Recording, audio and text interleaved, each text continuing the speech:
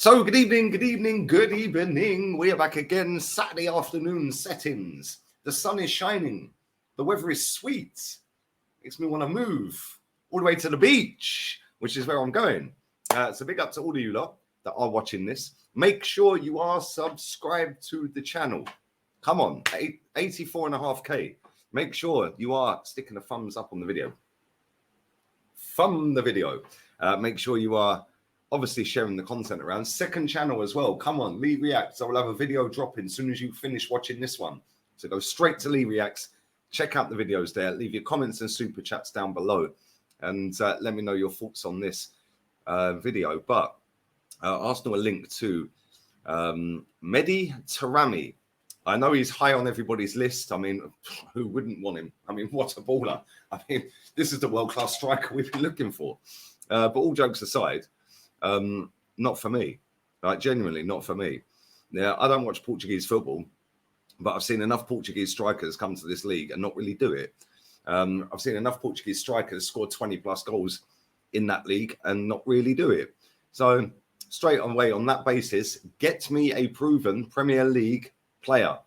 I want Ivan Toney. Get me Ivan Toney into this club. Oh, but Lee, he's banned. He's banned. He's banned until January. And get rid of Eddie as part of the deal.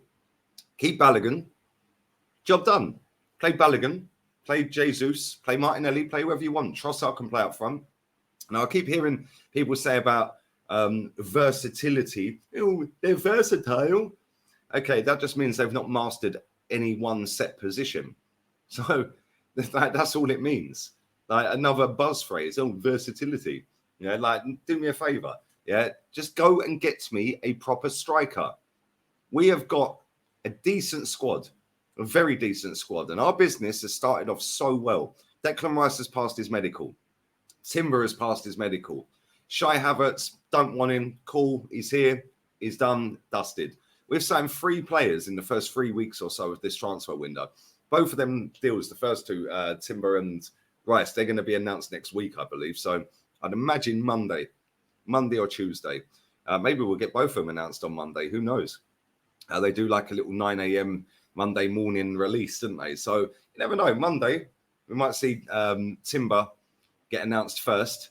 And then later in the day, or maybe the next day, they'll drop Declan Rice. And listen, I'm buzzing with Declan Rice signing. Happy with Timber signing. Not so happy with Havertz. But I still feel we need more. Let's not all get gassed and carried away. Let's just slow down a little bit. Calmer. Let's just slow down. Because as great as that business is, on paper, the game is not played on paper. We're going to be getting rid of other players in this squad. Granit Xhaka's already gone. Hallelujah, finally. He is gone. There is going to be other players leaving this squad. So if anyone thinks that this is it and we're done, well, that should not be the case. We should keep the pressure on this football club. We should tell them every single day on our socials, we want a striker, we want another midfielder. Thomas Partey could be leaving. You know, Balogun or Eddie could be leaving. We need a striker anyway that's better than both. And this Mehdi Taremi, good luck, cool, great, fantastic. You score a lot of goals in Portugal. He's 31 on the 18th of this month. 10 days' time, he's 31. Right? Listen, he's not a bad player by all accounts. Yeah, Iranian international. He's about 6'1". Yeah, he's 31 on the 18th of July. I'm looking at it now. He's got a decent goal scoring record over his career. It's a 1 in 2. Yeah, for Porto, 80 goals and 147, 49 assists. Fantastic, brilliant, great. Yeah, not good enough for the Premier League, mate. Like, I don't need to sit and watch Portuguese football every week to know he ain't good enough for the Premier League. Yeah, he might be good enough to come on as an impact sub with 20 to go. But as a starting striker for one of the biggest clubs in the league, one of the biggest clubs in Europe, sorry, mate, not for me. You stay at Porto or go and be a second string striker somewhere else. Maybe Everton, right, or West Ham, somewhere like that. Yeah, but for Arsenal Football Club, no, not good enough. I want a striker in this football club that can guarantee me 20 goals a season, 25 goals a season. Jesus ain't that guy. Eddie is definitely not that guy. Balogun could be the guy, but we don't know, do we? So instead of if, buts, and maybes, let's deal in some absolutes. Yeah, Absolutely, Ivan Toney can bag 20 goals a season. He proved that last season with Brentford. Now put him in a better team. Put him in a better team. What we also know is Harry Kane can do it, and he's got 1 year left on his contract. Go and buy Harry Kane. I'm being straight up serious. Go and test them. Go and stick 110 mil on the table. Say, bollocks, we're having him. That is who we want. Can you imagine? Real talk, all jokes aside, because I'm only throwing this out there. This is my opinion. I love Harry Kane as a footballer. I think he's a top-class footballer.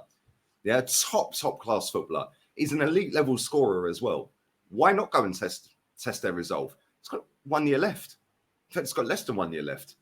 He's got 51 weeks left on his contract. Go and sign him. Throw 100 million at him. We want Harry Kane. We want him now. Worst ways, they say no.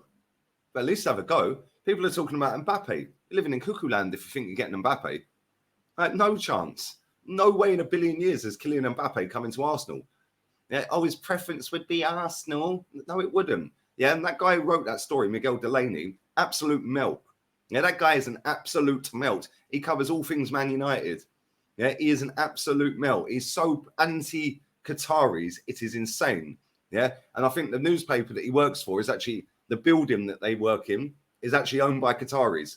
Yeah, the guy's a drip. Ignore everything Miguel Delaney says. One of the worst puppet journos out there. But we're not getting Mbappe. So if we're not going to get Kane and we're not going to get Mbappe, well, the next best for me then after that is Ivan Toney. Go and get Ivan Toney. Don't care if he's banned. That guy is absolutely class. Yeah, you can throw the ball up to him. He's strong as an ox. Yeah, his link-up play is mad underrated. He can score goals. He works the channels. Yeah, he's a problem. He'll bully a defender. He wins headers. Cool as a cucumber on penalties. And he wouldn't have to relocate. It's not like he's coming from another part of the country. He's literally in London. Like, he plays for Brentford. Come on. This is a no-brainer. Don't care if he's banned for a couple of more months. 5 months? Yeah, imagine throwing him in January after training with the squad, because he is allowed to train, I believe, training with the squad for the next 4 months, getting into the philosophy of the manager and the team and the play styles and the patterns and all of that on the pitch. Yeah, now imagine dropping him in, raring to go. He's going to want to prove a point anyway. Yeah, and dropping him. How much would he cost? 60 mil? Maybe you could get him cheaper. Maybe you could get him cheaper because he's got the ban. Maybe you could get him for about 45, 50. I don't know. But at least have a go. Yeah, I don't want to be seeing these little 17 million Mehdi Taramis in their 30s coming in. No. Because as far as I'm concerned, that ain't good enough. We're supposed to be attracting world-class talent, and we're supposed to be signing world-class talent. Go and get Ivan Toney, potentially world-class ability. Go and sign Harry Kane. He is world-class. Go and get Mbappe. He is world-class. So I don't want to be seeing no more of these little Mickey Mouse signings. Yeah, go and get me a proper striker. Yeah, and if we allow any more players out of midfield to leave, i.e. Thomas Partey, you best be going and getting me a proper midfielder as well. Yeah, because whilst it's great, and people say that I'm moaning, oh, just be happy. You idiots all said this last year. Yeah, then we come to the January window and you all cried we got a thin squad. Well, I did tell everyone. We needed more players, but just be happy. We signed Zinchenko and Jesus. Like, get in the bin. Yeah, at the end of the day, yeah, we need a striker, a right winger, which we're not going to sign because we've signed Reece up to a new deal. Not really too happy about that, but it is what it is. He's a good player, but not good enough for Arsenal, in my opinion. I do like him. I think he's a very good player. He can consistently cross a ball. That's one thing most of our team can't. But there we go. And I do think that we need another midfielder. If we let any of them midfielders go, we need another midfielder. So hopefully we get to see Thomas Partey and Declan Rice, and then we don't get to see Shai Havertz doing up madness on the football pitch. It hopefully will be Rice and Partey, which is what it was supposed to be. So I still think we need another midfielder. You know, Fabio Vieira, is he the guy? I don't know. Not really. We ain't seen it so far, have we? And then when you look at Eddie Nketiah, well, I've seen enough sample size of that guy to know he is not going to bag me 20 goals a season. Can't even get a game. So just cash in on him, get him out. If you want to get rid of Balogun, cool. Make sure you get your dough for him as well. That money there for both of them would pay for Ivan Toney. Excuse me. It would pay for Ivan Toney. Getting rid of Balogun and Eddie would pay for Ivan Toney. Get Ivan Toney in. You've still got Martinelli who can play up front. Jesus can play up front. Trossard can play up front. Martinelli can play up front. All of a sudden, we're sorted. Yeah, straight away we're sorted. We've got a top draw striker, and we've got adequate players that can get in and around that striker position. Now go and get another midfielder, and I think we're ready for a challenge. Now, I'm being straight up.